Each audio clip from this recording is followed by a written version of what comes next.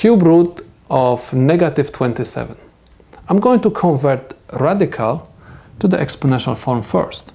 I have minus 27 raised to power 1/3. Okay? Why? Because next to negative 27 I have exponent 1, and that exponent is going to be my numerator, and index is going to be my denominator. Now, in the denominator I have 3.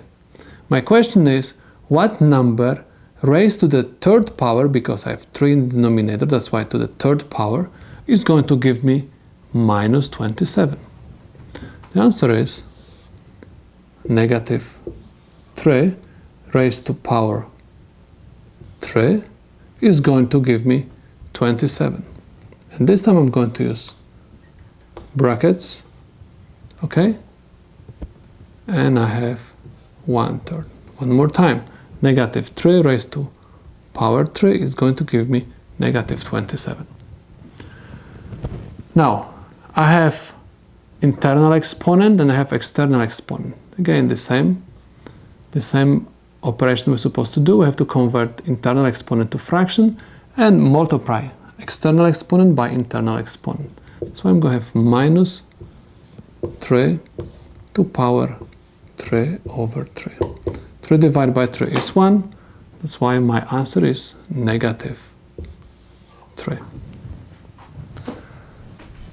Let's take a look at another example. This time I'm going to use the properties of radicals, and I'm going to convert this radical into 2 radicals. I'm going to have cube root of 1, and I have cube root of 1/25. Because I have division, okay, I can do this operation. Now, cube root of 1 is equal 1. Any root of 1 is always equal 1. Next, cube root of 125. Okay, so what I can do over here, I can write 125 to power 1/3. I ask myself, what number raised to power 3 is going to give me 125? The answer is 5. 5 to the 3rd power gives me 125, and everything is raised to power 1/3.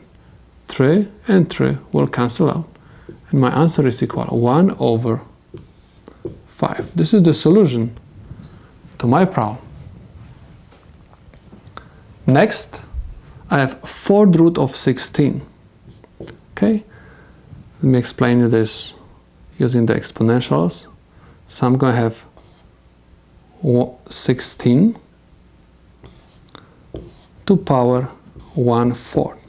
Okay, remember, there is invisible 1. This one becomes my numerator. Index becomes my denominator. The question is, what number raised to power 4 is going to give me 16? 2. 2 to the 4th power gives me 16.